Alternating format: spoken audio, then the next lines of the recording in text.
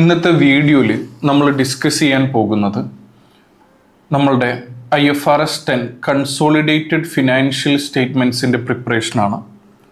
So ഈ വീഡിയോയിൽ നമ്മൾ ഡിസ്കസ് ചെയ്യാൻ പോകുന്നത് എപ്പോഴാണ് ഒരു entity consolidated or group financial statements prepare ചെയ്യേണ്ടത്, എപ്പോഴാണ് അത് റെസ്പോൺസിബിൾ ആവുന്നത് എന്നുള്ളത് നമ്മൾ ഡിസ്കസ് ചെയ്യുന്നുണ്ട്. അതുപോലെ എങ്ങനെയാണ് ഒരു basic consolidated financial statement, very basic consolidated financial statement എങ്ങനെയാണ് പ്രിപ്പയർ ചെയ്യുന്നത് എന്നുള്ളത് നോക്കുന്നുണ്ട്. അതിൻ്റെ ഭാഗമായിട്ടുള്ള ഒരു ഗുഡ് വിൽ അറ്റ് അക്യൂസിഷൻ എങ്ങനെ കാൽക്കുലേറ്റ് ചെയ്യാം എന്നുള്ളതും നമ്മൾ ഈ കൺസോളിഡേഷൻ സീരീസിൻ്റെ ഫസ്റ്റ് പാർട്ടിൽ നമ്മൾ എന്ത് ചെയ്യുന്നുണ്ട്, ഡിസ്കസ് ചെയ്യുന്നുണ്ട്. സോ വീഡിയോയിലോട്ട് പോവാം. നമ്മൾ പറഞ്ഞു എപ്പോഴാണ് ഒരു entity consolidated financial statements prepare ചെയ്യേണ്ടത്. For example, A company B കമ്പനിയിൽ, ഫോർ എക്സാമ്പിൾ ബി കമ്പനിയുടെ 40 അല്ല, ഫോർ എക്സാമ്പിൾ ഒരു 60% എന്ത് ചെയ്യുന്നുണ്ട്, ഓൺ ചെയ്യുന്നുണ്ട്, ഓണഡ് ബൈ എ. ബി കമ്പനിയുടെ ഷെയർ ഹോൾഡിങ്ങിൽ, വോട്ടിംഗ് ഷെയർസിൽ 60% ഓൺ ചെയ്യുന്നത് ആരാണ്? എ കമ്പനിയാണ്. ദാറ്റ് മീൻസ് ബി കമ്പനിയിലെ റെലവൻ്റ് ആക്ടിവിറ്റീസ്, ഇമ്പോർട്ടൻ്റ് ഡെസിഷൻസും കാര്യങ്ങളൊക്കെ എടുക്കാനുള്ള റൈറ്റ് ഓർ പവർ ആർക്കുണ്ട്? എ കമ്പനിക്കുണ്ട്. ദാറ്റ് മീൻസ് എ കമ്പനി എന്ത് ചെയ്യുന്നുണ്ട്? ബി കമ്പനിയെ കൺട്രോൾ ചെയ്യുന്നുണ്ട്. A company exercise control over B company. B കമ്പനിയുടെ മുകളിൽ കൺട്രോൾ എക്സസൈസ് ചെയ്യുന്നുണ്ട്. So therefore A company is the parent company, B company is the subsidiary company. So ഒരു entity മറ്റൊരു എൻറ്റിറ്റിയെ control ചെയ്യുന്നുണ്ടെങ്കിൽ ആ കൺട്രോൾ ചെയ്യുന്ന, നമ്മൾ ആരെയാണോ കൺട്രോൾ ചെയ്യുന്നത് ആ എൻറ്റിറ്റിയെ നമ്മൾ സബ്സിഡറി കമ്പനി എന്ന് പറയും. നമ്മളല്ലേ ആ കമ്പനിയെ കൺട്രോൾ ചെയ്യുന്നത്, നമ്മളെ പാരന്റ് കമ്പനി എന്നും പറയും. സോ എ കമ്പനിയാണ് ഇവിടെ parent company. A company is responsible for preparing group financial statements over their individual financial statements, over their individual financial statements. അവരുടെ ഇൻഡിവിജ്വൽ ഫിനാൻഷ്യൽ സ്റ്റേറ്റ്മെൻറ്റ്സിന് പുറമെ അവർ റെസ്പോൺസിബിളായി അവരുടെ ഗ്രൂപ്പ് ഫിനാൻഷ്യൽ സ്റ്റേറ്റ്മെൻറ്റ് കൂടെ പ്രിപ്പയർ ചെയ്തിരിക്കണം. So A company ഇനി financial statements prepare ചെയ്യുന്ന സമയത്ത് A കമ്പനിയുടെ financial statements മാത്രം പ്രിപ്പയർ ചെയ്താൽ പോരാ, എ പ്ലസ് ബി കമ്പനിയുടെ ഗ്രൂപ്പിൻ്റെ ഫിനാൻഷ്യൽ സ്റ്റേറ്റ്മെൻറ്റ് കൂടെ എന്ത് ചെയ്യണം, പ്രിപ്പയർ ചെയ്യണം. ക്ലിയർ ആണ്? ഇതാണ് ഏറ്റവും ബേസിക് ആയിട്ട് നമുക്ക് ഒരു ഗ്രൂപ്പ് ഫിനാൻഷ്യൽ സ്റ്റേറ്റ്മെൻറ്റ്സിൽ പറയാനുള്ളത്. ഒരു എൻറ്റിറ്റി മറ്റൊരു എൻറ്റിറ്റിയിൽ കൺട്രോൾ ഉണ്ടെങ്കിൽ, കൺട്രോൾ മീൻസ് ആ എൻറ്റിറ്റിയിലുള്ള റെലവൻ്റ് ആയിട്ടുള്ള ഇമ്പോർട്ടൻ്റ് ആക്ടിവിറ്റീസിൽ ഡെസിഷൻ എടുക്കാനുള്ള പവർ ഒരു എൻറ്റിറ്റിക്ക് ഉണ്ടെങ്കിൽ, ദാറ്റ് മീൻസ് ആ എൻറ്റിറ്റിക്ക് ഓപ്പോസിറ്റ് എൻറ്റിറ്റിയുടെ മുകളിൽ കൺട്രോൾ ഉണ്ട്. ഇവിടെ എ കമ്പനിക്ക് ബി കമ്പനിയുടെ മുകളിൽ എന്തുണ്ട്? കൺട്രോൾ ഉണ്ട്. സോ എ കമ്പനിയാണ് കൺട്രോൾ എക്സസൈസ് ചെയ്യുന്നത്. എ കമ്പനിയെ നമുക്ക് പാരന്റ് എന്ന് പറയാം. ഏത് എൻറ്റിറ്റിയുടെ മുകളിലാണ് കൺട്രോൾ എക്സസൈസ് ചെയ്യുന്നത്? ബി കമ്പനിയുടെ മുകളിൽ. ബി കമ്പനിയെ നമുക്ക് സബ്സിഡറി എന്ന് പറയാം. എ കമ്പനിയുടെ റെസ്പോൺസിബിലിറ്റിയാണ് ഇനി മുതൽ അവരുടെ ഇൻഡിവിജ്വൽ ഫിനാൻഷ്യൽ സ്റ്റേറ്റ്മെന്റ് മാത്രം പ്രിപ്പയർ ചെയ്താൽ പോരാ, A plus B group financial സ്റ്റേറ്റ്മെന്റും കൂടെ എന്ത് ചെയ്യേണ്ടതുണ്ട്? പ്രിപ്പയർ ചെയ്യേണ്ടതുണ്ട്. ക്ലിയർ ആണോ? സോ നമ്മൾ പറഞ്ഞു വെരി ഇമ്പോർട്ടൻറ്റ് ടേം ആയിരുന്നു എന്തെന്ന് പറയുന്നത്, കൺട്രോൾ എന്ന് പറയുന്നത്, അല്ലേ? കൺട്രോൾ ആണ് ഇമ്പോർട്ടൻറ്റ് വേർഡ്. ഒരു എൻറ്റിറ്റിക്ക് മറ്റൊരു എൻറ്റിറ്റിയുടെ മുകളിൽ കൺട്രോൾ ഉണ്ടെങ്കിലേ അവരെ സബ്സിഡറി എന്നും നമ്മളുടെ പാരന്റ് എന്നും പറയാം. സോ എപ്പോഴാണ് ഒരു എൻറ്റിറ്റിക്ക് കൺട്രോൾ എക്സസൈസ് ചെയ്യാൻ പറ്റുക എന്നുള്ളത് നോക്കിയാലോ. സോ കൺട്രോൾ എക്സസൈസ് ചെയ്യണമെങ്കിൽ 3 ക്രൈറ്റീരിയ മെറ്റ് ചെയ്യണം. അതിൽ first വണ്ണാണ്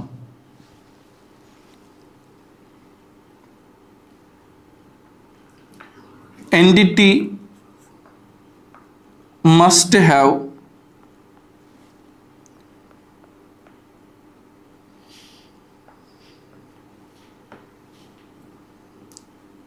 right or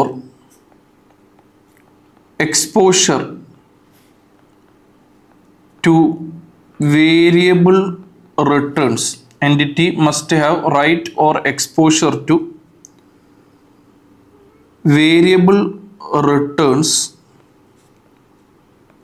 from its involvement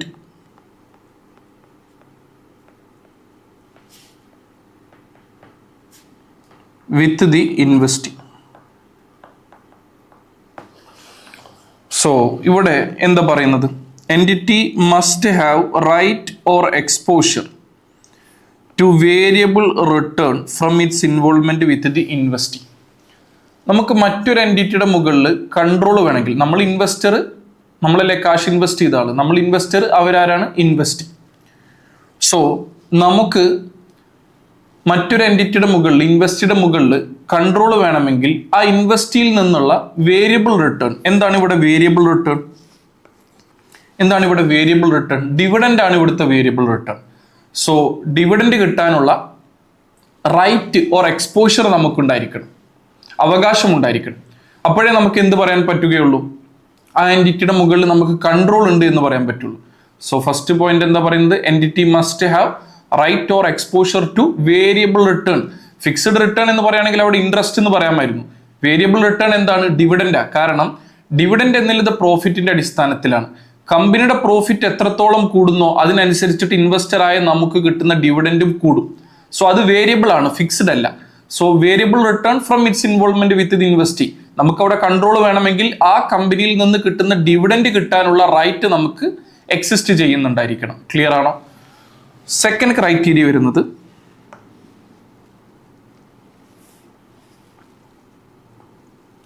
entity must have power over the investee. Entity must have power over the investee. നമുക്ക് ഇൻവെസ്റ്റിയുടെ മുകളിൽ, ഇൻവെസ്റ്റിയുടെ മുകളിൽ പവർ വേണം. എന്താണ് പവർ എന്ന് പറഞ്ഞു കഴിഞ്ഞാൽ? Power means right to take decision on relevant activities of the business.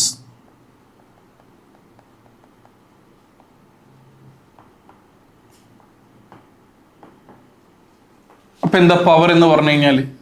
നമുക്ക് subsidiary company or ഇൻവെസ്റ്റിയുടെ റെലവൻറ്റ് ഓർ ഇമ്പോർട്ടൻ്റ് ആക്ടിവിറ്റി എന്താണോ റെലവൻറ്റ് അല്ലെങ്കിൽ എന്താണോ ഇമ്പോർട്ടൻ്റ് ആക്ടിവിറ്റി, ആ ആക്ടിവിറ്റിയുടെ മുകളിൽ നമുക്ക് ഡെസിഷൻ എടുക്കാനുള്ള എന്തുണ്ടായിരിക്കണം? റൈറ്റ് ഉണ്ടായിരിക്കണം. ഇപ്പോൾ ഫോർ എക്സാമ്പിൾ ഒരു എഡ്യൂക്കേഷണൽ ഇൻസ്റ്റിറ്റ്യൂട്ടിനെ സംബന്ധിച്ചിടത്തോളം അവിടുത്തെ ഇമ്പോർട്ടൻ്റ് ആക്ടിവിറ്റി എന്തൊക്കെയായിരിക്കും? ഏതൊക്കെ കോഴ്സുകൾ സ്റ്റുഡൻസിന് പ്രൊവൈഡ് ചെയ്യണം, ആ കോഴ്സുകൾക്ക് എത്ര ഫീസ് സ്ട്രക്ചർ തീരുമാനിക്കണം, ഏത് ഫാക്കൽറ്റി ആയിരിക്കണം ക്ലാസ് എടുക്കേണ്ടത്, ഓരോ ക്ലാസ്സിലും എത്ര കൗണ്ട് വേണം, ആ ക്ലാസ്സിൻ്റെ ഡ്യൂറേഷൻ എവിടെ വേണം, ഡ്യൂറേഷൻ എത്ര വേണം, ഇത്രയും കാര്യങ്ങളൊക്കെ ആയിരുന്നു ഒരു എഡ്യൂക്കേഷണൽ ഇൻസ്റ്റിറ്റ്യൂഷനെ സംബന്ധിച്ചിടത്തോളം ഏറ്റവും ഇമ്പോർട്ടൻ്റ് ആയിട്ടുള്ളത്. അവിടെ ഒരിക്കലും അക്കൗണ്ടിങ്ങോ അല്ലെങ്കിൽ അഡ്മിനിസ്ട്രേഷനോ ഫങ്ഷൻസോ കാര്യങ്ങളൊന്നും അത്ര ഇമ്പോർട്ടൻ്റ് ആയിരിക്കില്ല. അതിൽ തീരുമാനം എടുക്കാനുള്ള റൈറ്റ് അല്ല. നമ്മൾ ഒരു കമ്പനിയെ കൺട്രോൾ ചെയ്യുന്നുണ്ടെങ്കിൽ ആ കമ്പനിയുടെ ഏറ്റവും ഇമ്പോർട്ടൻ്റ് ആക്ടിവിറ്റി എന്താണോ അതിൽ തീരുമാനം എടുക്കാനുള്ള റൈറ്റ് ഓർ അധികാരം നമുക്ക് ഉണ്ടായിരിക്കണം. അപ്പോഴേ നമുക്ക് എന്ത് പറയാൻ പറ്റുള്ളൂ? ആ കമ്പനിയുടെ മുകളിൽ നമുക്ക് പവർ ഉണ്ട് എന്ന് പറയാൻ പറ്റുള്ളൂ. പവർ ഉണ്ടെങ്കിൽ നമുക്ക് ആ കമ്പനിയുടെ മുകളിൽ കൺട്രോൾ ആവുകയുള്ളൂ, അവർ നമ്മളുടെ സബ്സിഡറി ആവുകയുള്ളൂ. ക്ലിയർ ആണോ എല്ലാവർക്കും? സോ തേർഡ് വൺ വരുന്നത് ability to use that power over the investee, ability to use that power over the investee to affect the amount of investor returns. എല്ലാവരും കൃത്യമായി നോട്ട് ചെയ്യണം കേട്ടോ. സോ എന്താണ് ഇങ്ങനെ പറഞ്ഞു കഴിഞ്ഞാൽ ability to use that power. നമ്മൾ സെക്കൻഡ് പോയിന്റ് പറഞ്ഞിരുന്നു, കൺട്രോൾ വേണമെങ്കിൽ നമുക്ക് എൻറ്റിറ്റിയുടെ മുകളിൽ എന്ത് വേണം, പവർ വേണമെന്ന് പറഞ്ഞിരുന്നു. സോ പവർ ഉണ്ടെങ്കിൽ ആ പവർ ഉപയോഗിച്ചിട്ട്, ability to use that power, ആ പവർ ഉപയോഗിച്ചിട്ട് നമുക്ക് എന്ത് ചെയ്യാൻ പറ്റണം, to effect the amount of investor return. നമുക്ക് ആ കമ്പനിയിൽ നിന്ന് കിട്ടുന്ന റിട്ടേണിനെ നമുക്ക് ഇൻഫ്ലുവൻസ് ചെയ്യാൻ പറ്റണം. എന്താണ് effect the amount of investor return? നമുക്ക് ഒരു എൻറ്റിറ്റിയിൽ പവർ ഉണ്ട്, ദാറ്റ് മീൻസ് അവിടെ ഡെസിഷൻ മേക്ക് ചെയ്യാനുള്ള റൈറ്റ് ഉണ്ട്, ഇമ്പോർട്ടൻ്റ് ആക്ടിവിറ്റീസിൽ തീരുമാനം എടുക്കാനുള്ള റൈറ്റ് ഉണ്ട്. അങ്ങനെയാണെങ്കിൽ നാളെ ഒരു ആനുവൽ ജനറൽ മീറ്റിംഗ് നടക്കുമ്പോൾ, അല്ലെങ്കിൽ നമ്മൾ അപ്പോയിന്റ് ചെയ്ത ഡയറക്ടേഴ്സിന്റെ സഹായത്തോടു കൂടി നാളെ അവിടെ ഒരു ബോർഡ് മീറ്റിംഗ് നടക്കുമ്പോൾ നമുക്ക് അവരെ കൊണ്ടൊരു തീരുമാനം എടുപ്പിക്കാൻ പറ്റണം. എന്ത് തീരുമാനം? അടുത്ത വർഷം കറന്റ് ഇയറിൽ കിട്ടിയ പോലെ ഡിവിഡൻഡ് പോരാ, ഡിവിഡൻഡ് ഇൻക്രീസ് ചെയ്യണം, അല്ലെങ്കിൽ ഡിവിഡൻഡ് വേണ്ട, അത് കമ്പനിയിൽ റീഇൻവെസ്റ്റ് ചെയ്ത് കമ്പനിയിൽ ഗ്രോത്ത് വരണം. സോ കമ്പനിയുടെ ഡിവിഡൻഡ് പോളിസി എന്താണോ അതിനെ ഇൻഫ്ലുവൻസ് ചെയ്യാൻ പറ്റുന്ന രീതിയിൽ, അത് എൻഹാൻസ് ചെയ്യാനോ ഡിവിഡൻഡ് കൂട്ടാനോ കുറയ്ക്കാനോ പറ്റുന്ന രീതിയിൽ നമുക്ക് നമ്മളുടെ പവർ ഉപയോഗിക്കാൻ പറ്റണം. അപ്പോഴേ നമുക്ക് അവിടെ കൺട്രോൾ ഉണ്ട് എന്ന് പറയാൻ പറ്റുള്ളൂ. സോ തേർഡ് ക്രൈറ്റീരിയ എന്തായിരുന്നു? Ability to use that power over the investee to effect the amount of investor return. So ഈ 3 ക്രൈറ്റീരിയ നമുക്കൊരു കമ്പനിയുടെ മുകളിൽ എക്സേർട്ട് ചെയ്യാൻ പറ്റുന്നുണ്ടെങ്കിൽ അപ്പോഴേ നമുക്ക് ആ കമ്പനിയുടെ മുകളിൽ കൺട്രോൾ ഉണ്ട് എന്ന് പറയാൻ പറ്റുള്ളൂ. അവർ നമ്മളുടെ സബ്സിഡറി ആവുകയുള്ളൂ, നമ്മൾ അവരുടെ എന്തായി മാറുകയുള്ളൂ, പാരന്റ് ആയി മാറുകയുള്ളൂ. ക്ലിയർ ആണോ? സോ 3 ക്രൈറ്റീരിയ പറഞ്ഞു. അതിൽ ഫസ്റ്റ് വൺ എന്തായിരുന്നു? entity must have exposure or rights to variable returns from its involvement with the investee. ഇൻവെസ്റ്റിയിലുള്ള ഇൻവോൾവ്മെന്റിൽ നിന്ന് വേരിയബിൾ റിട്ടേൺ അഥവാ ഡിവിഡൻഡ് കിട്ടാനുള്ള റൈറ്റ് ഓർ എക്സ്പോഷർ ഉണ്ടായിരിക്കണം. ക്ലിയർ അല്ലേ? സെക്കൻഡ് വൺ എന്തായിരുന്നു പറഞ്ഞത്? entity must have power over the investee. ഇൻവെസ്റ്റിയുടെ മുകളിൽ പവർ വേണം. പവർ എന്ന് പറഞ്ഞു കഴിഞ്ഞാൽ എന്താണ്? Right to take decision on the relevant activities of the business. അവരുടെ ബിസിനസിന്റെ റെലവെന്റ് ഓർ ഇമ്പോർട്ടന്റ് ആക്ടിവിറ്റീസിൽ ഡെസിഷൻ മേക്ക് ചെയ്യാനുള്ള പവർ ഉണ്ടായിരിക്കണം. അതുപോലെ തേർഡ് വൺ എന്തായിരുന്നു പറഞ്ഞത്? Ability to use that power over the investee to affect the amount of investor return. എന്താണോ നമുക്ക് കിട്ടേണ്ട റിട്ടേൺ, ഡിവിഡൻഡ്, അതിനെ ഇൻഫ്ലുവൻസ് ചെയ്യുന്ന രീതിയിൽ, അതിനെ എഫക്ട് ചെയ്യുന്ന രീതിയിൽ നമുക്ക് ആ പവർ എന്ത് ചെയ്യാൻ പറ്റണം, ഉപയോഗിക്കാൻ പറ്റണം. ഈ 3 ക്രൈറ്റീരിയ ഉണ്ടെങ്കിലേ നമുക്ക് ആ എൻറ്റിറ്റിയിൽ കൺട്രോൾ ഉള്ളൂ, അവർ നമ്മളുടെ സബ്സിഡറി ആവുകയുള്ളൂ, നമ്മൾ അവരുടെ പാരന്റ് ആവുകയുള്ളൂ. സോ എങ്ങനെ ഈ 3 കാര്യങ്ങൾ നമുക്കൊരു കമ്പനിയിൽ നേടിയെടുക്കാം? വെറുതെ അങ്ങ് പോയി കഴിഞ്ഞു കഴിഞ്ഞാൽ അവർ തരുമോ? നമുക്ക് അവിടെ തീരുമാനം എടുക്കാനുള്ള പവർ തരുമോ? അവിടെ ഡിവിഡൻഡ് കിട്ടാനുള്ള റൈറ്റ് നമുക്ക് തരുമോ? ഇല്ല. സോ എങ്ങനെ നമുക്ക് ഒരു എൻറ്റിറ്റിയുടെ മുകളിൽ പവർ എക്സേർട്ട് ചെയ്യാം? എങ്ങനെ നമുക്ക് അവിടെ ഒരു തീരുമാനം എടുക്കാനുള്ള റെലവെന്റ് ഓർ ഇമ്പോർട്ടന്റ് ആക്ടിവിറ്റീസിൽ ഡെസിഷൻ എടുക്കാനുള്ള റൈറ്റ് നമുക്ക് എവിടുന്ന് കിട്ടും? സോ അതിന് കുറച്ച് ഇൻഡിക്കേറ്റേഴ്സ് ഉണ്ട്, അതാണ് ഈ മുകളിൽ എഴുതിയിട്ടുള്ളത്. സോ നമ്മളിപ്പോൾ ഇവിടുന്ന് പറഞ്ഞത് കൺട്രോൾ ആണ്, കൺട്രോൾ എക്സസൈസ് ചെയ്യാനുള്ള ക്രൈറ്റീരിയ ആയിരുന്നു പറഞ്ഞത്. ഇനി നമ്മളിവിടെ പറയുന്നത് ഇൻഡിക്കേറ്റേഴ്സ് ഓഫ് കൺട്രോൾ എന്ന് പറയുന്നതിനേക്കാളും നമുക്ക് എന്ത് പറയാം, ഇൻഡിക്കേറ്റേഴ്സ് ഓഫ് പവർ. നമുക്ക് പവർ എക്സസൈസ് ചെയ്യാൻ പറ്റുന്നുണ്ടോ, എങ്ങനെ അവിടെ പവർ കിട്ടും, എങ്ങനെ ഒരു കമ്പനിയിൽ ഇമ്പോർട്ടൻ്റ് ആക്ടിവിറ്റീസിൽ ഡെസിഷൻ എടുക്കാം എന്നുള്ളത് നോക്കാം. നമുക്ക് വെറുതെ ചെന്ന് കഴിഞ്ഞാൽ, നമ്മൾ അവിടെ കയറി ചെന്ന് കഴിഞ്ഞാൽ നമുക്ക് തീരുമാനം എടുക്കാനുള്ള റൈറ്റ് തരുമോ? അവർ തരില്ല. അതിന് ഫസ്റ്റ് വണ്ണാണ് എന്തെന്ന് പറയുന്നത്, parent holding majority of the voting rights in the company, that means 51% or above. Usually, always അല്ല, യൂഷ്വലി നിങ്ങൾ അഡ്വാൻസ്ഡ് പേപ്പറിലോട്ട് പോകുമ്പോൾ ഇതല്ല സിറ്റുവേഷൻ. എന്നാലും യൂഷ്വലി 51% അതിലധികമോ voting shares, very important, voting, preference share അല്ല, ഓർഡിനറി ഷെയർ. പ്രിഫറൻസ് ഷെയറിന് എന്തില്ല, വോട്ടിംഗ് റൈറ്റ് ഇല്ല. 51% അതിലധികമോ നമുക്ക് എന്ത് വേണം, വോട്ടിംഗ് ഷെയർസ് വേണം. അങ്ങനെയാണെങ്കിൽ അവിടെ ഒരു ആനുവൽ ജനറൽ മീറ്റിംഗ് നടക്കുമ്പോൾ നമുക്ക് എന്ത് ചെയ്യാൻ പറ്റും, യൂണിലാറ്ററലി, സ്വമേധയാൽ ഒറ്റയ്ക്ക് ഒരു തീരുമാനം എടുക്കാൻ പറ്റും. ക്ലിയർ ആണോ? സെക്കൻഡ് വൺ എന്തായിരുന്നു? The parent has agreed with other investors that it should control more than 50%. It is possible to control another entity by holding less than 50%. ഇനി നമുക്ക് 51% ഷെയർസ് ഇല്ല, നമ്മളുടെ കറന്റ് ഹോൾഡിംഗ് 45-40% ദാറ്റ് മീൻസ് 51% താഴെയാണ് നമ്മളുടെ current holding വരുന്നത്. എന്നാലും നമുക്ക് ആ കമ്പനിയുടെ മുകളിൽ എന്ത് എക്സസൈസ് ചെയ്യാൻ പറ്റും, പവർ എക്സസൈസ് ചെയ്യാൻ പറ്റും. That means effectively control exercise ചെയ്യാൻ പറ്റും. പവർ ഉണ്ടെങ്കിലല്ലേ കൺട്രോൾ ഉള്ളൂ. സോ 51% അതിൽ മുകളിൽ ഉണ്ടെങ്കിൽ നമുക്ക് ഓട്ടോമാറ്റിക്കലി അവിടെ പവർ കിട്ടും. പക്ഷെ 51% താഴെയാണെങ്കിലും വഴിയുണ്ട് എങ്ങനെ അവിടെ പവർ കിട്ടും എന്നുള്ളത്. സോ ഫോർ എക്സാമ്പിൾ നോക്കുക, എനിക്ക് എ കമ്പനിയായ എനിക്ക് ബി കമ്പനിയിൽ ഒരു 40% ഷെയർ ഉള്ളത്, 51 ആയിട്ടില്ലല്ലോ. പക്ഷെ ഇതേ കമ്പനിയിൽ എസ് കമ്പനിക്ക് ബി കമ്പനിയിൽ എന്തുണ്ട്, ഒരു 20% വോട്ടിംഗ് ഷെയർസ് ഉണ്ട്. എസ് കമ്പനി പ്രൊഡ്യൂസ് ചെയ്യുന്ന പ്രൊഡക്റ്റിന്റെ റോ മെറ്റീരിയൽസ് സപ്ലൈ ചെയ്യുന്നത് ഞാനാണ്, അല്ലെങ്കിൽ അവർ വിൽക്കുന്ന പ്രൊഡക്റ്റാണ് എൻ്റെ റോ മെറ്റീരിയൽസ്, അങ്ങനെ കരുതിക്കോളൂ. അങ്ങനെയാണെങ്കിൽ ഞാൻ എസ് കമ്പനിക്ക് ഒരു ഓഫർ കൊടുത്തു, 1 വർഷത്തേക്കുള്ള ഓർഡർ ഞാൻ നിങ്ങൾക്ക് തരാം. നിങ്ങളുടെ പ്രൊഡക്റ്റ് വാങ്ങിക്കാനുള്ള 1 വർഷത്തേക്കുള്ള ഓർഡർ ഞാൻ എന്ത് ചെയ്യാം, നിങ്ങൾക്ക് തരാം. പകരം നിങ്ങൾ എനിക്കൊരു സഹായം ചെയ്യണം. എന്ത്? ഞാൻ വലിയൊരു ഓഫറല്ല നിങ്ങൾക്ക് തന്നത്. നിങ്ങൾക്ക് ബി കമ്പനിയിലുള്ള 20% വോട്ടിംഗ് റൈറ്റ്, അത് എക്സസൈസ് ചെയ്യാനുള്ള, അത് വോട്ട് ചെയ്യാനുള്ള റൈറ്റ് എനിക്ക് കോൺട്രാക്ച്വലി നിങ്ങൾ എഴുതി തരണം. അങ്ങനെയാണെങ്കിൽ 1 വർഷത്തേക്കുള്ള പ്രൊഡക്റ്റിന്റെ ഓർഡേഴ്സ് ഞാൻ നിങ്ങൾക്ക് തരാം എന്നൊരു ഓഫർ, വലിയ ഓഫർ എസ് കമ്പനി കൊടുക്കുകയാണ്. എന്തായിരുന്നു പറഞ്ഞത്? നമ്മൾ എ കമ്പനിയാണ്, ബി കമ്പനിയിൽ കറന്റ് 40% ഉണ്ട്. അതേ ബി കമ്പനിയിൽ മറ്റൊരു കമ്പനിയായ എസ് കമ്പനിക്ക് 20% ഉണ്ട്. ആ എസ് കമ്പനിക്ക് നമ്മളൊരു ഓഫർ കൊടുക്കുകയാണ്. നിങ്ങൾക്ക് ബി കമ്പനിയിലുള്ള 20% വോട്ടിംഗ് റൈറ്റ് നിങ്ങൾ എനിക്ക് എക്സസൈസ് ചെയ്യാൻ, വോട്ട് ചെയ്യാൻ അവകാശം തരുകയാണെങ്കിൽ ആ 20% ഷെയർ എനിക്ക് എഴുതി തരണം എന്ന് പറയുന്നില്ല. അതിന്റെ വോട്ടിംഗ് റൈറ്റ്, അത് വോട്ട് ചെയ്യാനുള്ള അർഹത, അതിന്റെ റൈറ്റ് എനിക്ക് നിങ്ങൾ തരുകയാണെങ്കിൽ, കോൺട്രാക്ച്വൽ എഴുതി തരുകയാണെങ്കിൽ നിങ്ങൾക്ക് 1 വർഷത്തെ ഓർഡർ തരാം ഞാനെന്ന് ഫോർ എക്സാമ്പിൾ ഒരു ഓഫർ കൊടുക്കുകയാണ്. അങ്ങനെയാണെങ്കിൽ അവർ എനിക്ക് അത് എഴുതി തരില്ലേ? ഓക്കെ, ഞങ്ങൾക്ക് on behalf of our side നിങ്ങൾ എന്ത് ചെയ്തോളൂ, ആ വോട്ട് എഴുതിക്കോളൂ എന്നാര് സമ്മതിക്കും? എസ് കമ്പനി നമുക്ക് സമ്മതിക്കും. സോ അങ്ങനെയാണെങ്കിൽ ഓൾറെഡി നമുക്ക് 40% ഉണ്ട്. നമ്മൾ എ കമ്പനി അല്ലേ, പ്ലസ് അവരുടെ 20% കൂടെ കിട്ടി.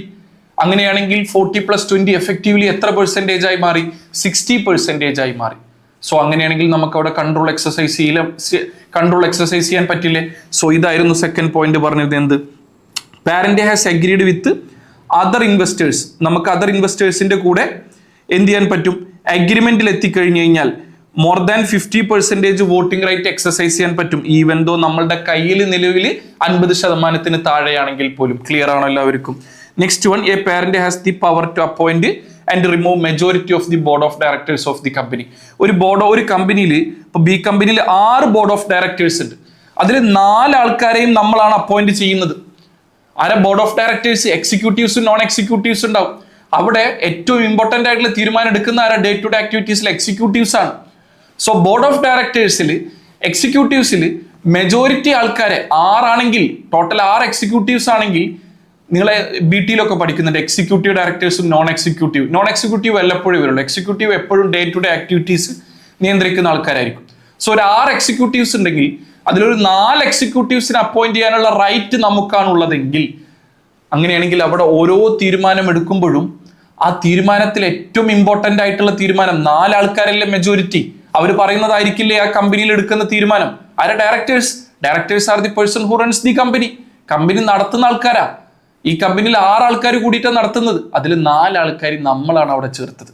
നമ്മളെ സ്വന്തക്കാരാണ്, നമ്മളെ ഫ്രണ്ട്സാണ്, അല്ലെങ്കിൽ നമ്മളെ റിലേറ്റീവ്സ് ആണ്, നമ്മൾ അറിയുന്ന ആൾക്കാരാണ് അവിടെ എന്ത് ചെയ്യുന്നത്? ഡയറക്ടേഴ്സ് ആയിട്ട് ഇരിക്കുന്നത്.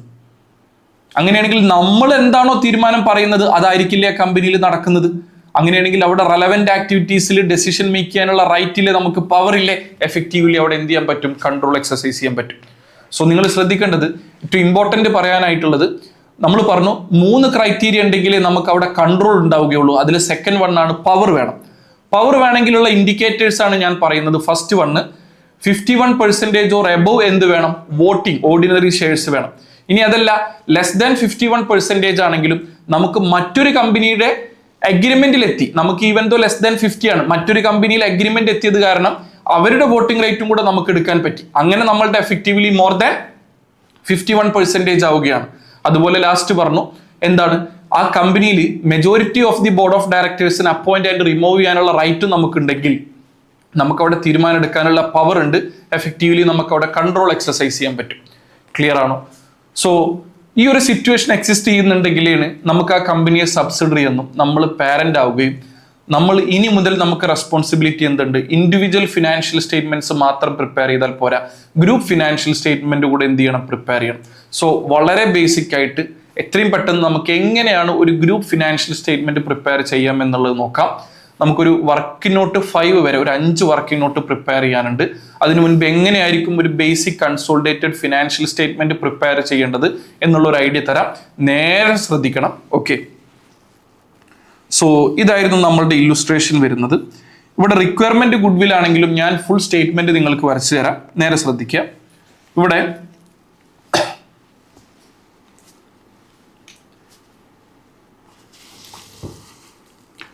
നമ്മൾ പ്രിപ്പയർ ചെയ്യുന്നത്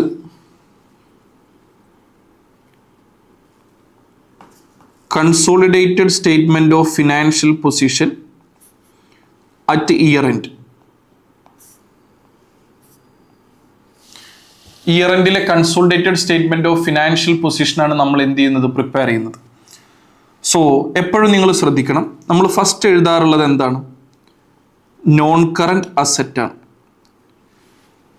നമ്മൾ പാരന്റിന്റെ ഇൻഡിവിജ്വൽ ഫിനാൻഷ്യൽ സ്റ്റേറ്റ്മെന്റ് ഉണ്ടായിരിക്കാം, സബ്സിഡിയറിയുടെ ഇൻഡിവിജ്വൽ ഫിനാൻഷ്യൽ സ്റ്റേറ്റ്മെന്റ് ഉണ്ടായിരിക്കും. ഇത് രണ്ടും കൂടെ ആഡ് ചെയ്തിട്ട് മെർജ് ചെയ്തിട്ടാണ് നമ്മൾ എന്ത് ചെയ്യുന്നത്, consolidated statement of financial position prepare ചെയ്യുന്നത്. ദാറ്റ് മീൻസിൽ ഇതിൽ ആരൊക്കെ ഉണ്ടായിരിക്കാം, പാരന്റ് പ്ലസ് സബ്സിഡിയറി ഉണ്ടായിരിക്കും. സോ ഫസ്റ്റ് തന്നെ നമ്മൾ എഴുതുന്നത് നോൺ കറന്റ് അസറ്റ് ആണ്. നോൺ കറന്റ് അസറ്റിൽ ഇവിടെ ശ്രദ്ധിക്കുക, PPE property plant and equipment വരുന്നുണ്ടായിരിക്കും. പാരന്റിന്റെ സ്റ്റേറ്റ്മെന്റിലും സബ്സിഡിയറിയുടെ സ്റ്റേറ്റ്മെന്റിലും ഉണ്ടായിരിക്കും. ഇത് രണ്ടും നമ്മൾ കൺസോൾട്ടേഷൻ എന്ന് പറഞ്ഞു കഴിഞ്ഞാൽ രണ്ട് സ്റ്റേറ്റ്മെന്റ് അങ്ങ് മെർജ് ചെയ്യലല്ലേ, രണ്ട് സ്റ്റേറ്റ്മെന്റ് അങ്ങ് ആഡ് ആക്കലല്ലേ, എന്നിട്ടൊരു ഗ്രൂപ്പ് സ്റ്റേറ്റ്മെന്റ് പ്രിപ്പയർ ചെയ്യുന്നതിനല്ലേ നമ്മൾ consolidated statement of financial position എന്ന് പറയുന്നത്. സോ പാരന്റിന്റെ സ്റ്റേറ്റ്മെന്റിൽ PPE ഉണ്ടായിരിക്കും, സബ്സിഡിയറിയുടെ സ്റ്റേറ്റ്മെന്റിലും PPE ഉണ്ടായിരിക്കും. സോ രണ്ടും കൂടെ എന്ത് ചെയ്യണം, പാരന്റിന്റെ സ്റ്റേറ്റ്മെന്റും പ്ലസ് സബ്സിഡിയറിയുടെ സ്റ്റേറ്റ്മെന്റിലെ വാല്യൂ എന്ത് ചെയ്യണം, നമ്മൾ ആഡ് ചെയ്യണം. ഇതുപോലെ ഒരു ഇൻവെസ്റ്റ്മെന്റ് ഇൻ ഇക്വിറ്റി ഉണ്ടായിരിക്കും. എന്താ ഇൻവെസ്റ്റ്മെന്റ് ഇൻ ഇക്വിറ്റി? നമ്മൾ മറ്റൊരു കമ്പനിയുടെ ഷെയർ വാങ്ങിക്കുകയാണെങ്കിൽ അത് നമ്മളൊരു അസറ്റ് ആയിട്ടാണ് റെക്കോർഡ് ചെയ്യുക. നിങ്ങൾ FRL IFRS 9 അത് പഠിക്കുന്നുണ്ട്, ഇൻവെസ്റ്റ്മെന്റ് ഇൻ ഇക്വിറ്റി എന്ന് പറഞ്ഞിട്ട്. അപ്പോൾ പാരന്റ് ഇവിടെ സബ്സിഡിയറിയുടെ ഷെയർ വാങ്ങിയെങ്കിൽ പാരന്റ് സബ്സിഡിയറിയുടെ ഷെയർ വാങ്ങിയല്ലേ, മറ്റൊരു കമ്പനിയുടെ ഷെയർ വാങ്ങിയാൽ അത് ഇൻവെസ്റ്റ്മെന്റ് ഇൻ ഇക്വിറ്റി അല്ലേ. പാരന്റ് അത് അവരുടെ നോൺ കറന്റ് അസറ്റിൻ്റെ താഴെ ഇൻവെസ്റ്റ്മെന്റ് ഇൻ ഇക്വിറ്റി എന്ന് പറഞ്ഞ് പാരന്റ് എഴുതിയിട്ടുണ്ടായിരിക്കും, സബ്സിഡിയറി എഴുതില്ല. കാരണം സബ്സിഡിയറി അല്ല ഷെയർ വാങ്ങുന്നത്, പാരന്റ് സബ്സിഡിയറിയുടെ ഷെയറാണ് വാങ്ങുന്നത്. അതുകൊണ്ട് അത് പാരന്റ് ആയിരിക്കും റെക്കോർഡ് ചെയ്തിരിക്കുന്നത്. പക്ഷേ ഇത് എന്ത് ചെയ്യരുത്, നോട്ട് ഇൻക്ലൂഡ്, ഇത് കൺസോളിഡേറ്റഡ് സ്റ്റേറ്റ്മെന്റ് ഓഫ് ഫിനാൻഷ്യൽ പൊസിഷനിൽ എടുക്കരുത്. അപ്പോൾ ഫസ്റ്റ് നോളജ് ആണ്, ഇൻവെസ്റ്റ്മെന്റ് ഇൻ ഇക്വിറ്റി എന്ന് പറഞ്ഞ് പാരന്റിന്റെ സ്റ്റേറ്റ്മെന്റിൽ ഒരു എമൗണ്ട് ഉണ്ടായിരിക്കും, അത് കൺസോളിഡേറ്റഡ് സ്റ്റേറ്റ്മെന്റ് ഓഫ് ഫിനാൻഷ്യൽ പൊസിഷനിൽ എടുക്കരുത്. അതിന് പകരം നമ്മൾ ഒരു കാര്യം ആഡ് ചെയ്യുന്നതാണ് ഗുഡ്വിൽ. ഈ ഗുഡ്വിൽ എന്ന് പറയുന്നത് പാരന്റിന്റെ സ്റ്റേറ്റ്മെന്റിലും കാണില്ല, സബ്സിഡിയറിയുടെ സ്റ്റേറ്റ്മെന്റിലും കാണില്ല. പക്ഷെ ഇത് നമ്മൾ കൺസോളിഡേഷനിൽ കാണുന്നതാണ്. വർക്കിംഗ് നോട്ട് 3 ക്ലിയർ ആണോ? ഇതുപോലെ നമ്മൾ എന്ത് ചെയ്യും, കറന്റ് അസറ്റ്സും കണ്ടെത്തും. കറന്റ് അസറ്റ്സ് പാരന്റിൻ്റെ ഉണ്ടായിരിക്കും, സബ്സിഡിയറിയിൽ ഉണ്ടായിരിക്കും. നമ്മൾ പാരന്റ് പ്ലസ് സബ്സിഡിയറി എന്ത് ചെയ്യുന്നതായിരിക്കും, എടുക്കുന്നതായിരിക്കും. ക്ലിയർ ആണോ? ഇതുപോലെ നെക്സ്റ്റ് വരുന്നതായിരുന്നു ഇക്വിറ്റി. അസറ്റ്സ് കഴിഞ്ഞാൽ ഇക്വിറ്റി ആൻഡ് ലയബിലിറ്റിയിൽ ഇക്വിറ്റി വരാം. ഇക്വിറ്റിയിൽ ഷെയർ ക്യാപിറ്റൽ എവിടെയൊക്കെ ഉണ്ടായിരിക്കും, പാരന്റിൽ ഉണ്ടായിരിക്കും, സബ്സിഡിയറിയിൽ ഉണ്ടായിരിക്കും. പക്ഷെ കൺസോളിഡേഷനിൽ ആര് മാത്രമേ നമ്മൾ എടുക്കുകയുള്ളൂ, പാരന്റിനെ മാത്രമേ എടുക്കുകയുള്ളൂ. അതിന് തക്കതായ റീസൺ ഒക്കെ ഉണ്ട്, നമുക്ക് വരുന്ന ടൈമിങ്ങിൽ അത് പറയാം. അപ്പൊ ഷെയർ ക്യാപിറ്റൽ പാരന്റിന്റെ ഉണ്ട്, സബ്സിഡിയറിയുടെ സ്റ്റേറ്റ്മെന്റ് ഉണ്ട്. നമ്മൾ ആരുടെ മാത്രമേ എടുക്കുള്ളൂ, പാരന്റിനെ മാത്രമേ എടുക്കുള്ളൂ. നെക്സ്റ്റ് ഷെയർ പ്രീമിയം, ഇതേപോലെ പാരന്റിന്റെ സ്റ്റേറ്റ്മെന്റിലും ഉണ്ടായിരിക്കും, സബ്സിഡിയറിയുടെ സ്റ്റേറ്റ്മെന്റിൽ ഉണ്ടായിരിക്കും. നമ്മൾ ആരുടെ മാത്രം എടുക്കുള്ളൂ, പാരന്റിന്റെ മാത്രം എടുക്കുള്ളൂ. So share capital and share premium സബ്സിഡിയറിയുടെ എടുക്കരുത്, പാരന്റിന്റെ മാത്രം എടുക്കാവുള്ളൂ. ഇത് കഴിഞ്ഞ് കഴിഞ്ഞാൽ റീറ്റെയിൻഡ് ഏർണിങ്സ് വരുന്നുണ്ട്. പാരന്റിന്റെ സ്റ്റേറ്റ്മെന്റിലും കാണും, സബ്സിഡിയറിയുടെ സ്റ്റേറ്റ്മെന്റിലും കാണും. പക്ഷെ ഗ്രൂപ്പിലോട്ട് വരുമ്പോൾ നമ്മൾ ഇത് രണ്ടും എടുക്കരുത്, നമ്മൾ സെപ്പറേറ്റ്ലി കാണണം. Working note 5 group retained earnings എന്ത് ചെയ്യണം, കാണണം. വർക്കിംഗ് നോട്ട് 5 വെരി ഇമ്പോർട്ടൻ്റാണ്. ഇത് പാരന്റിന്റെ വർക്കിംഗ് നോട്ടാണ്. നമ്മളല്ലേ പാരന്റ്, നമ്മളല്ലേ ഗ്രൂപ്പ് സ്റ്റേറ്റ്മെന്റ് പ്രിപ്പയർ ചെയ്യുന്നത്. ഇത് നമ്മളുടെ വർക്കിംഗ് നോട്ടാണ്, വർക്കിംഗ് നോട്ട് 5. ക്ലിയർ ആണോ? സോ ഇക്വിറ്റി കഴിഞ്ഞിട്ടില്ല. ഇക്വിറ്റിയിൽ റീറ്റെയിൻഡ് ഏർണിങ്സ് കഴിഞ്ഞാൽ നമുക്ക് എന്തും കൂടെ വരുന്നുണ്ട്, ഒരു എക്സ്ട്രാ കാര്യം കൂടെ നമുക്ക് ചെയ്യാനുണ്ട്. സോ അത് ഞാൻ ഇങ്ങോട്ട് എടുത്ത് എഴുതാം.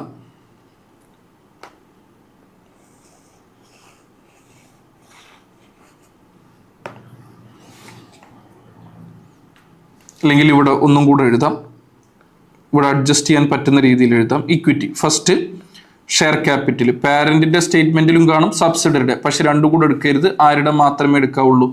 പാരന്റിന്റെ മാത്രം. ഷെയർ പ്രീമിയം ആരുടെയൊക്കെ കാണാം? പാരന്റിന്റെയിലും കാണാം സബ്സിഡറിയുടെയിലും കാണാം, പക്ഷെ നമ്മൾ ആരുടെ മാത്രമേ എടുക്കാവുള്ളൂ? പാരന്റിന്റെ.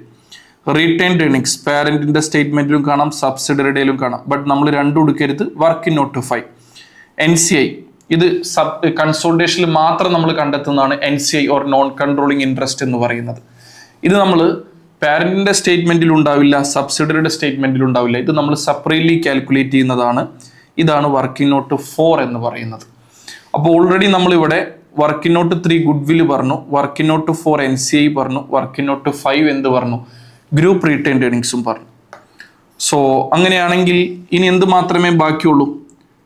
ലയബിലിറ്റി സൈഡ് മാത്രമേ എന്ത് വരുന്നുള്ളൂ? ബാക്കി വരുന്നുള്ളൂ. ലയബിലിറ്റിയിൽ എന്തൊക്കെ വരാം? നോൺ കറന്റ് ലയബിലിറ്റി വരാം, പാരന്റിന്റെ സൈഡിൽ വരാം, സബ്സിഡറിയിൽ വരാം. നമ്മൾ രണ്ടും എടുക്കും, പാരന്റ് പ്ലസ് സബ്സിഡറി എടുക്കും. പിന്നെ കറന്റ് ലയബിലിറ്റി വരാം, പാരന്റിന്റെ വരാം, സബ്സിഡറിയിൽ വരാം. രണ്ടും നമ്മൾ എടുക്കുന്നതായിരിക്കും. ക്ലിയർ ആണോ? ഇങ്ങനെയാണ് നമ്മളുടെ കൺസോൾട്ടേറ്റഡ് SOFP പ്രിപ്പയർ ചെയ്യുമ്പോഴുള്ള ഏറ്റവും ബേസിക് ആയിട്ടുള്ള കാര്യം. എങ്ങനെയായിരുന്നു? ഫസ്റ്റ് വൺ എന്താണ്? PP രണ്ടുപേരുടെ എടുക്കാം, പാരന്റിന്റെ സ്റ്റേറ്റ്മെന്റിലെ PP എടുക്കാം, സബ്സിഡറിയുടെ സ്റ്റേറ്റ്മെന്റിലെ PP എടുക്കാം. അതുപോലെ സെക്കൻഡ് വൺ എന്തായിരുന്നു? ഇൻവെസ്റ്റ്മെന്റ് ഇൻ ഇക്വിറ്റി എന്ന് പറഞ്ഞ പാരന്റിന്റെ സ്റ്റേറ്റ്മെന്റിൽ മാത്രം ഒരു എമൗണ്ട് കാണും, അത് കൺസോൾട്ടേഷനിൽ എടുക്കരുത്. അതിന് പകരം നമ്മൾ എടുക്കുന്നതായിരുന്നു എന്തെന്ന് പറയുന്നത്? ഗുഡ്വിൽ. ഗുഡ്വിൽ ഏതായിരുന്നു? വർക്കിംഗ് നോട്ട് 3 ആയിരുന്നു. അതുപോലെ ഇക്വിറ്റിയിൽ വരുന്നതാണ് ഷെയർ ക്യാപിറ്റൽ, പാരന്റിനെ മാത്രമേ എടുക്കാവുള്ളൂ. ഷെയർ പ്രീമിയം പാരന്റിനെ മാത്രമേ എടുക്കാവുള്ളൂ. Retained earnings working note 5 prepare ചെയ്യണം. NCI വർക്കിംഗ് നോട്ട് 4 പ്രിപ്പയർ ചെയ്യണം. ലയബിലിറ്റിയും നോൺ കറന്റ് ലയബിലിറ്റി ആണെങ്കിൽ ജസ്റ്റ് പാരന്റ് പ്ലസ് സബ്സിഡറി ചെയ്താൽ മതി. ക്ലിയർ ആണോ എല്ലാവർക്കും? സംശയമല്ലല്ലോ. സോ ഇതിന് നമ്മൾ ഓൾറെഡി എന്ത് ചെയ്തിട്ടുണ്ട്? കുറച്ച് വർക്കിംഗ് നോട്ട് വേണമെന്ന് പറഞ്ഞിട്ടുണ്ട്. ഒരു 5 വർക്കിംഗ് നോട്ട് വേണം. എങ്ങനെയാണ് ഓരോ വർക്കിംഗ് നോട്ടും എന്നുള്ളത് നോക്കാം.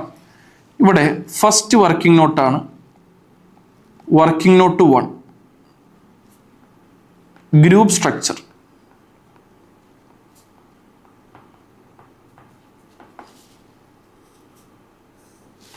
ഏതായിരുന്നു working note 1? Group structure.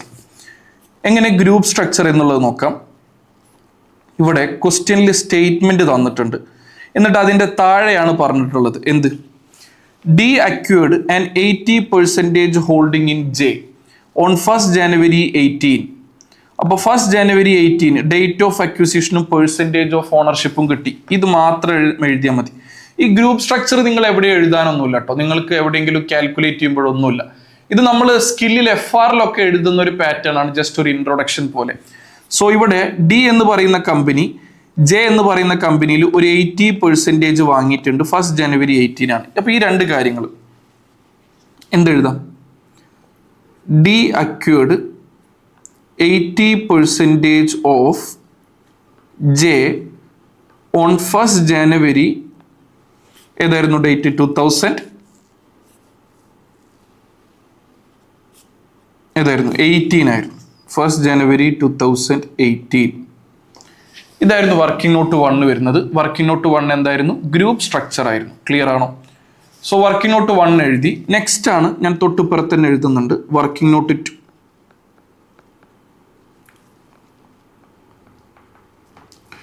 Working note 2 എന്ന് പറയുന്നത് സബ്സിഡറിയുടെ വർക്കിംഗ് നോട്ടാണ്. Net assets of subsidiary. Working note 2 എന്തായിരുന്നു? Net assets of subsidiary. നമ്മൾ നെറ്റ് അസെറ്റ്സ് എന്ന് പറഞ്ഞു കഴിഞ്ഞാൽ എന്താ? Net assets means asset minus liability. Asset minus liability equal to എന്താണ്? ഇക്വിറ്റി ആണ്. So net assets equal to എന്താണ്? Equity. That means net assets equal to എന്താണ്? ഇക്വിറ്റി ആണ്. അസെറ്റ് മൈനസ് ലയബിലിറ്റി ആണ് net assets. Net assets means എന്താണ്? Equity ആണ്. നമ്മൾ SOFPയിൽ എല്ലാ അസെറ്റ്സും എല്ലാ ലയബിലിറ്റീസും കാൽക്കുലേറ്റ് ചെയ്ത് കഴിഞ്ഞ് കഴിഞ്ഞാൽ കിട്ടുന്ന എന്താ? എല്ലാ അസെറ്റ്സിൽ നിന്നും എല്ലാ ലയബിലിറ്റീസും മൈനസ് ചെയ്താൽ നമുക്ക് കിട്ടുന്ന എന്താണ്? ഇക്വിറ്റി. ഇക്വിറ്റിയുടെ ഡെഫിനിഷൻ അത് തന്നെയല്ലേ? എന്താണ്? Equity is the residual interest in assets after deducting all of its liability. കമ്പനിയുടെ എല്ലാ ലയബിലിറ്റീസും അസെറ്റ്സിൽ നിന്ന് ഡിഡക്ട് ചെയ്താൽ അസെറ്റിൽ ബാക്കി എന്ത് കാണും? കമ്പനിയുടെ ആസ്തി എന്താണ്? അതിനെയാണ് നമ്മൾ എന്തെന്ന് പറയുന്നത്? അസെറ്റ്സ്, നെറ്റ് അസെറ്റ്സ് എന്ന് പറയുന്നത്. സോ നെറ്റ് അസെറ്റ്സ് മീൻസ് എന്താണ്? ഇക്വിറ്റി ആണ്. സോ ഇവിടെ 3 കോളം നമ്മൾ റെക്കോർഡ് ചെയ്യണം. ഏതൊക്കെയാണ് വരുന്നത്? അറ്റ് അക്വിസിഷൻ കോളം വരാം, അറ്റ് റിപ്പോർട്ടിംഗ് കോളം വരാം, അതുപോലെ തന്നെ ഒരു പോസ്റ്റ് അക്വിസിഷൻ റിസർവ് കോളവും വരാം. നമ്മൾ പറഞ്ഞല്ലോ നെറ്റ് അസെറ്റ്സ് എന്ന് പറഞ്ഞാൽ ഇക്വിറ്റി ആണ്. നമുക്ക് വേണമെങ്കിൽ എല്ലാ അസെറ്റ്സും ലയബിലിറ്റി എഴുതാം, പക്ഷെ ഒരുപാട് കാൽക്കുലേഷൻ ഇല്ലേ, അതുകൊണ്ട് അസെറ്റ്സും ലയബിലിറ്റീസും ഒരുമിച്ച് എഴുതുന്നതിനോട് തുല്യമാണ് എന്തെന്ന് പറയുന്നത് ഇക്വിറ്റി മാത്രം എഴുതുന്നത്. സോ ഇക്വിറ്റിയിൽ എന്തൊക്കെ വരാം? ഷെയർ ക്യാപിറ്റൽ വരാം, ഷെയർ പ്രീമിയം വരാം, റീറ്റെയിൻഡ് ഏർണിങ്സ് വരാം. ഇവിടെ അക്വിസിഷൻ ഡേറ്റ് എന്നാണ്? 1 January 18 ആണ് അക്വിസിഷൻ ഡേറ്റ്. ഇയർ എൻഡ് വരുന്നത് എന്നാണ്? 31 December 2008 ആണ് ഇയർ എൻഡ് വരുന്നത്. കാരണം സ്റ്റേറ്റ്മെന്റിന്റെ ഇയർ എൻഡ് 31 December 2008 ആണ്. സോ ഇവിടെ അക്വിസിഷൻ വരുന്നത് 1 January 18, റിപ്പോർട്ടിംഗ് വരുന്നത് 31 December 18. There means this will between difference എത്ര വരുന്നുണ്ട്? 1 year ഡിഫറൻസ് വരുന്നുണ്ട്. ക്ലിയർ ആണോ എല്ലാവർക്കും? സോ ഇവിടെ ഷെയർ ക്യാപിറ്റൽ എത്ര വരുന്നു നോക്കാം. നമ്മൾ വർക്കിംഗ് നോട്ട് 2 എന്തായിരുന്നു? നെറ്റ് അസെറ്റ്സ് ഓഫ് സബ്സിഡറിയുടെ സ്റ്റേറ്റ്മെന്റ് ആയിരുന്നില്ലേ? സോ സബ്സിഡറിയുടെ സ്റ്റേറ്റ്മെന്റിലെ ഷെയർ ക്യാപിറ്റൽ കാണണം. എങ്ങനെ ഷെയർ ക്യാപിറ്റൽ കാണാം? ആരായിരുന്നു ഇവിടെ സബ്സിഡറി? ജെയുടെ ഷെയർ ക്യാപിറ്റൽ എത്രയാണ്? 20,000. എത്രയായിരുന്നു? ജെയുടെ ഷെയർ ക്യാപിറ്റൽ 20,000. ഇത് ആൾവേസ് അക്വിസിഷനിലും റിപ്പോർട്ടിംഗിലും എന്തായിരിക്കും? സെയിം ആയിരിക്കും. പോസ്റ്റ് അക്വിസിഷൻ റിസർവിൽ എന്തായിരിക്കും? നില്ലായിരിക്കും. ഇത് കഴിഞ്ഞിട്ട് വേണ്ടതായിരുന്നു ഷെയർ പ്രീമിയം. ഇവിടെ ഷെയർ പ്രീമിയം തന്നിട്ടുണ്ട്. എത്രയായിരുന്നു സബ്സിഡറിയുടെ ഷെയർ പ്രീമിയം? 10,000 ആയിരുന്നു. സോ സ്റ്റേറ്റ്മെന്റ് ഓൾറെഡി ഇവിടെ അല്ലത്, സ്റ്റേറ്റ്മെന്റ് തന്നിരിക്കുന്നത് 31 December അറ്റ് റിപ്പോർട്ടിംഗിലെയാണ് 10,000. ഇത് തന്നെ ആയിരിക്കും ഏത് ഡേറ്റിലെ? അക്വിസിഷൻ ഡേറ്റിലെയും 10,000 ആയിരുന്നു share premium. Next retained earnings. ഇവിടെ സ്റ്റേറ്റ്മെന്റ് തന്നിരിക്കുന്നത് ഏത് ഡേറ്റിലെ? 31 December 18 അല്ലേ? ദാറ്റ് മീൻസ് റിപ്പോർട്ടിംഗ് ഡേറ്റ് ആണ്. നമുക്കിവിടെ അക്വിസിഷൻ റിപ്പോർട്ടിംഗ് ഡേറ്റിലെ റീറ്റെയിൻഡ് ഏർണിങ്സ് തന്നിട്ടുണ്ട്. എത്രയാണ് റീറ്റെയിൻഡ് ഏർണിങ്സ്? 25,000 ആണ്. എത്രയാണ്? 25,000. So retained earnings at reporting തന്നിട്ടുണ്ട് 25,000. അപ്പൊ നമുക്ക് എന്ത് കാണണം? അക്വിസിഷൻ കാണാം. എങ്ങനെ അക്വിസിഷൻ കാണാം? ഇവിടെ അഡീഷണൽ ഇൻഫോർമേഷൻ നോക്കുമ്പോൾ പറയുന്നുണ്ട് ഓൺ ദിസ് ഡേറ്റ്. ഏത് ഡേറ്റ്? 1 January 18 അഥവാ അക്വിസിഷൻ ഡേറ്റിൽ ഫെയർ വാല്യൂ ഓഫ് NCI തന്നിട്ടുണ്ട്. പക്ഷെ അതിനു മുൻപ് at this date retained earning stood at എത്രയാണ്? 1 January 18 retained earnings of subsidiary അല്ലേ? ജെ കമ്പനിയെ കുറിച്ചിട്ടല്ലേ പറയുന്നത്? J's retained earning stood at എത്രയാണ്? 20,000 ആണ്. സോ അറ്റ് അക്വിസിഷനിൽ എത്ര വരുന്നത്? 20,000 ആണ്. PAR ആൾവേസ് നിങ്ങൾ ചെയ്യേണ്ടത് എപ്പോഴും എന്തായിരിക്കണം? Second column minus first column. Always any situation. Very important, എല്ലാവരും ശ്രദ്ധിക്കുക. PAR എപ്പോഴും എന്തായിരിക്കണം? Second column minus first column ആയിരിക്കണം. സോ 20,000 മൈനസ് 20,000 0, 10,000 മൈനസ് 10,000 0, 25,000 മൈനസ് 20,000 എത്രയാണ്? 5,000 ആണ്. ക്ലിയർ ആണോ എല്ലാവർക്കും? ഇതായിരുന്നു നമ്മളുടെ വർക്കിംഗ് നോട്ട് 2. ഒന്ന് ടോട്ടൽ ചെയ്യുന്ന സമയത്ത് അറ്റ് അക്വിസിഷന്റെ ടോട്ടൽ 50,000 വരുന്നുണ്ട്. അറ്റ് റിപ്പോർട്ടിങ്ങിന്റെ കോളം 55,000 വരുന്നുണ്ട്. PAR എത്ര വരുന്നുണ്ട്? 5,000. ദാറ്റ് മീൻസ് റിപ്പോർട്ടിംഗ് ഡേറ്റിലെ 55 മൈനസ് അറ്റ് അക്വിസിഷനിലെ 50 എത്ര കിട്ടുന്നത്? 5,000 ആണ് കിട്ടുന്നത്. എന്തിനാണ് ഈ ഒരു വർക്കിംഗ് നോട്ട്? നമ്മൾ സ്റ്റേറ്റ്മെന്റ് പ്രിപ്പയർ ചെയ്തു. ഇവിടെ എവിടെയെങ്കിലും വർക്കിംഗ് നോട്ട് 2 ഉണ്ടോ? 3 ഉണ്ട്, 4 ഉണ്ട്, 5 ഉണ്ട്. എവിടെ 2 ഇല്ലത്? 2 സ്റ്റേറ്റ്മെന്റിൽ നമ്മൾ എഴുതുന്നില്ല. പിന്നെ എന്തിന് 2 കാൽക്കുലേറ്റ് ചെയ്തു? Then why we need to calculate working note 2 എന്നുള്ളൊരു ചോദ്യം ചോദിച്ചാൽ എന്ത് പറയും? ഈ വർക്കിംഗ് നോട്ട് 2 ഫസ്റ്റ് കോളം ഇല്ലേ, ഇത് നമുക്ക് എന്തിനു വേണം? വർക്കിംഗ് നോട്ട് 3 ഗുഡ്വിൽ കാൽക്കുലേറ്റ് ചെയ്യാൻ വേണം. ഈ PAR എന്ത് വേണം? ഈ എമൗണ്ട് നമുക്ക് വർക്കിംഗ് നോട്ട് 4 വർക്കിംഗ് നോട്ട് 5 ആവശ്യമായിട്ട് വരുന്നുണ്ട്. സോ എന്തിനാ റിപ്പോർട്ടിംഗ് കോളം? ഇത് ജസ്റ്റ് PAR കാൽക്കുലേറ്റ് ചെയ്യാൻ. റിപ്പോർട്ടിംഗ് കോളം കിട്ടി, അത് മൈനസ് അക്വിസിഷൻ ചെയ്താലല്ലേ PAR കിട്ടുന്നത്. ക്ലിയർ ആണോ? സോ ഇവിടെ ഫസ്റ്റ് കോളം ഗുഡ്വിൽ കാൽക്കുലേറ്റ് ചെയ്യാനും തേർഡ് കോളം നമുക്ക് വർക്കിംഗ് നോട്ട് 4 5 അലോക്കേറ്റ് ചെയ്യാനും വേണ്ടിയിട്ടാണ് നമ്മൾ കാൽക്കുലേറ്റ് ചെയ്തിട്ടുള്ളത്. സോ നേരെ നമുക്ക് നെക്സ്റ്റ് വർക്കിംഗ് നോട്ടായ വർക്കിംഗ് നോട്ട് 3 പോകാം. Working not 3 goodwill.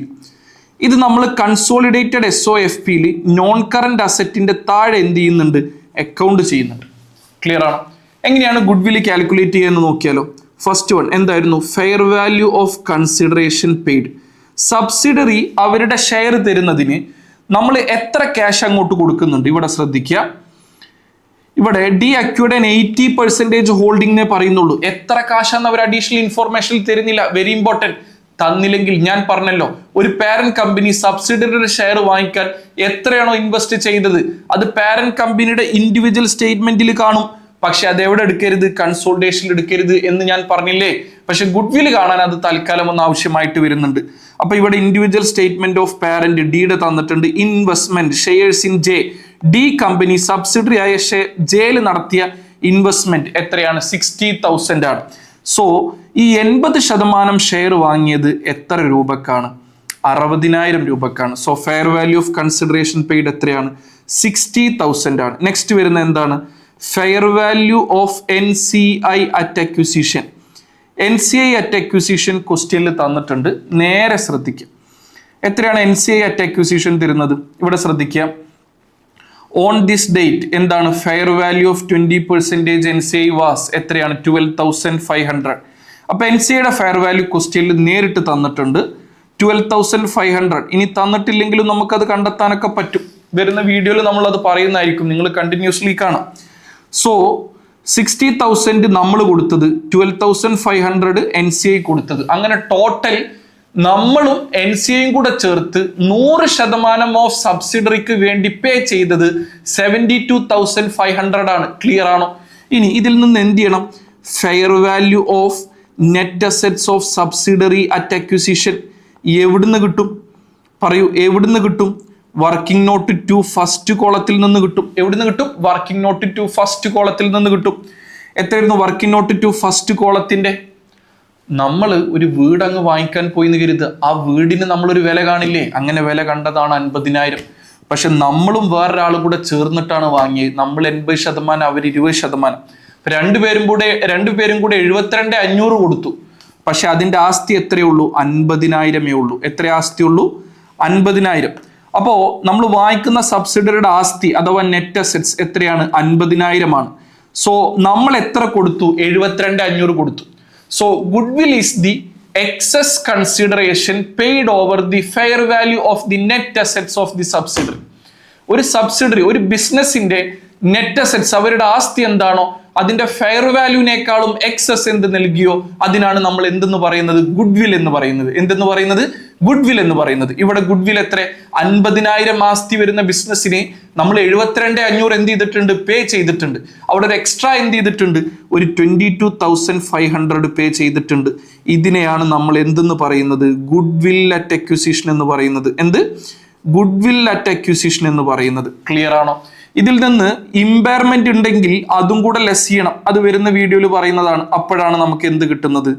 Goodwill at reporting date, year എൻഡിലെ ഗുഡ്വിൽ കിട്ടുന്നത്. സോ ആ ഗുഡ്വിലാണ് എത്ര? ഇവിടെ ഒന്നും പറയുന്നില്ല, 22,500. ഇതാണ് നമ്മളുടെ കൺസോളിഡേറ്റഡ് സ്റ്റേറ്റ്മെന്റ് ഓഫ് ഫിനാൻഷ്യൽ പൊസിഷനിൽ നമ്മളിവിടെ ഒരു സ്റ്റേറ്റ്മെന്റ് പ്രിപ്പയർ ചെയ്യുന്നുണ്ടല്ലോ, അവിടെ PPയുടെ കാര്യം നമുക്ക് എഴുതാം. പക്ഷെ ഗുഡ്വിൽ നമ്മൾ ഇവിടെ കണ്ടല്ലോ, എത്ര ഗുഡ്വിൽ വരുന്നത്? എഴുതിയല്ലോ, 22,500 ആണ്. അപ്പൊ നോൺ കറന്റ് അസെറ്റ്സിൽ ഗുഡ്വിൽ എന്ന് പറഞ്ഞിട്ട് ഒരു 22,500 നമ്മൾ എന്ത് ചെയ്യണം? എഴുതണം. ക്ലിയർ ആണോ എല്ലാവർക്കും?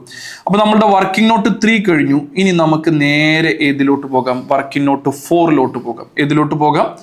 വർക്കിംഗ് നോട്ട് 4ലോട്ട് പോകാം. സോ ശ്രദ്ധിക്കുക.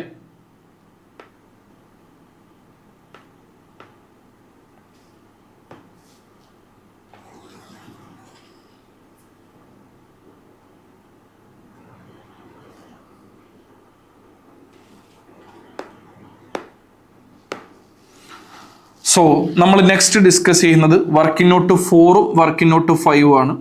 വർക്കിംഗ് നോട്ട് 4 വരുന്നത് NCI ആണ്, നോൺ കൺട്രോളിങ് ഇൻട്രസ്റ്റ്. എന്താ നോൺ കൺട്രോളിങ് ഇൻട്രസ്റ്റ് എന്ന് പറഞ്ഞു കഴിഞ്ഞാൽ ഇവിടെ D company acquired 80% of J ഉള്ളൂ. ജെ കമ്പനിയുടെ എത്ര പെർസെൻറ്റേജ് ആണ് നമ്മൾ വാങ്ങിയത്?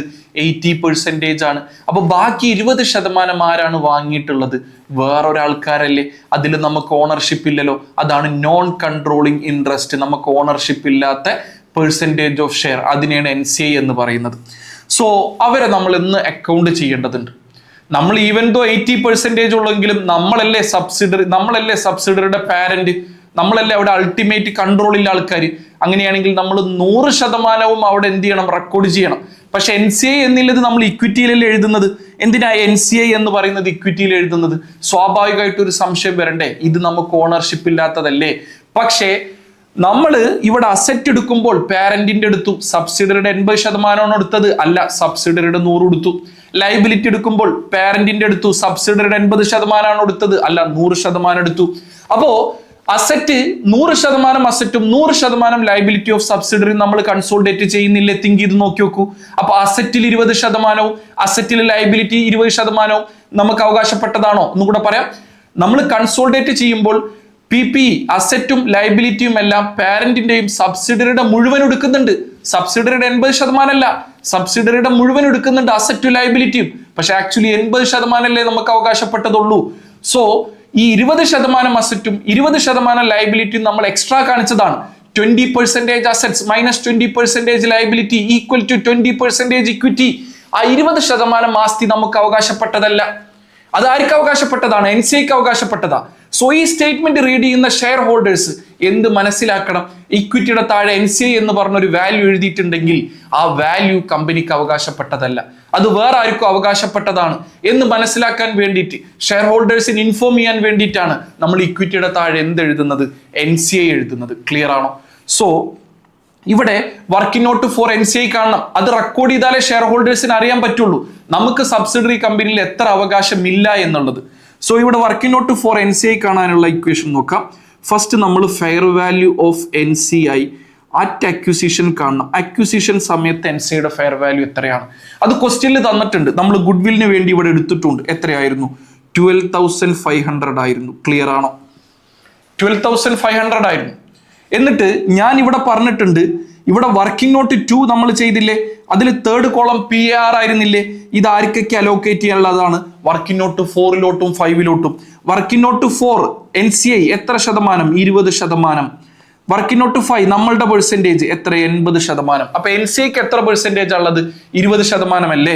അപ്പൊ ഈ 5000ന്റെ 20% ആർക്ക് അവകാശപ്പെട്ടതാണ്? NCAക്ക് അവകാശപ്പെട്ടതാ. അപ്പൊ നെക്സ്റ്റ് എഴുതേണ്ടത് NCI percentage of post acquisition reserve എത്ര വരുന്നത്?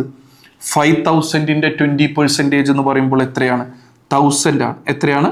1000. സോ ഈ 13,500 ആണ് ഫെയർ വാല്യൂ ഓഫ് NCI ആയിട്ട് നമ്മൾ എന്ത് ചെയ്യുന്നത്? എഴുതുന്നത്. NCAക്ക് ഒരു ഇമ്പയർമെന്റ് കൂടെ വരാനുണ്ട്. അത് നിങ്ങൾ അഡ്വാൻസ് പേപ്പറായി FRലെ ഡിസ്കസ് ചെയ്യുന്നുള്ളൂ. ഇവിടെ എത്ര മതി? സോ NCAയുടെ വാല്യൂ എത്രയാണ്? 13,500. അപ്പൊ നമ്മളുടെ സ്റ്റേറ്റ്മെന്റിൽ എന്ത് എഴുതണം? ഇക്വിറ്റിയിൽ ഇവിടെ ഒരു വർക്കിംഗ് നോട്ട് 4 എഴുതിയില്ലേ, അവിടെ എഴുതണം. എത്രയായിരുന്നു? 13,500 എഴുതണം. എത്രയായിരുന്നു? 13,500 എഴുതണം. ഇതെല്ലാവർക്കും ക്ലിയർ ആണോ? സംശയമില്ലല്ലോ. അങ്ങനെയാണെങ്കിൽ നേരെ നമ്മളുടെ ലാസ്റ്റ് ഫൈനൽ വർക്കിംഗ് നോട്ടിലോട്ട് പോകാം. വർക്കിംഗ് നോട്ട് 5 ഈക്വൽ ടു എന്താണ്? Group retained earnings. എന്താണ്? Group retained earnings. എങ്ങനെയാണ് group retained earnings? Group means എന്താണ്? പാരന്റിന്റെയും സബ്സിഡറിയുടെയും റീറ്റെയിൻഡ് ഏർണിങ്സ്. നമ്മളിവിടെ കൺസോൾഡേറ്റഡ് SOFP പ്രിപ്പയർ ചെയ്യുന്ന സമയത്ത് റീറ്റെയിൻഡ് ഏർണിങ്സ് കണ്ടിട്ടുണ്ടോ? ഇല്ല. അത് വർക്കിംഗ് നോട്ട് 5 എന്ന് എഴുതിയിട്ടുള്ളൂ. വർക്കിംഗ് നോട്ട് 5 നമ്മൾ കാണണം. എപ്പോഴും മനസ്സിലാക്കുക, വർക്കിംഗ് നോട്ട് 5 എന്നുള്ളത് പാരന്റിന്റെ ആണ്. സോ പാരന്റിന്റെ വർക്കിംഗ് നോട്ട് നോക്കുമ്പോൾ ഫസ്റ്റ് എന്ത് എഴുതണം? Parents retained earnings at reporting date എഴുതണം. റിപ്പോർട്ടിംഗ് ഡേറ്റിലെ പാരന്റിന്റെ മാത്രം റീറ്റെയിൻഡ് ഏർണിങ്സ് എഴുതുക. സ്റ്റേറ്റ്മെന്റ് കിട്ടും. എവിടെ സ്റ്റേറ്റ്മെന്റ്? The statement. ഇവിടെ പാരന്റിന്റെ റീറ്റെയിൻഡ് ഏർണിങ്സ് സ്റ്റേറ്റ്മെന്റ് പ്രിപ്പയർ ചെയ്യുന്നത് റിപ്പോർട്ടിംഗ് ഡേറ്റിലല്ലേ? 31 ഡിസംബറിലല്ലേ? ഇവിടെ എത്ര റീറ്റെയിൻഡ് ഏർണിങ്സ് വരുന്നത്? 70,000. എത്രയാണ്? 70,000 ആണ് വരുന്നത്. So parents retained earnings at reporting date കിട്ടി 70,000. ഇതിലൂടെ എന്ത് ആഡ് ചെയ്യണം? Parents percentage of post acquisition reserve. ഇത് രണ്ടും എവിടുന്ന് കിട്ടും? Working note 2 third column. എവിടുന്ന് കിട്ടും? Working note 2 third column. എത്ര വർക്കിംഗ് നോട്ട് 2 തേർഡ് കോളം? 5,000 ആണ്. ഇതിന്റെ എത്ര പെർസെൻറ്റേജ് ആയിരുന്നു? ഇതിന്റെ 20% ഓൾറെഡി വർക്കിംഗ് നോട്ട് ഫോർ NCAക്ക് കൊടുത്തില്ലേ?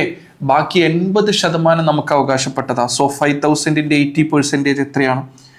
5,000ന്റെ 80% വരുന്നത് 4,000 ആണ്. ഇനി ഇതിൽ നിന്ന് ഇമ്പയർമെന്റും കാര്യങ്ങളൊക്കെ മൈനസ് ചെയ്യാനുണ്ട്. അതൊക്കെ വരുന്ന വീഡിയോയിൽ പറയുന്നതായിരിക്കും. സോ എത്രയാണ് വരുന്നത്? ഇവിടെ 74,000 ആണ്. എത്രയാണ് വരുന്നത്? 74,000. ക്ലിയർ ആണോ എല്ലാവർക്കും?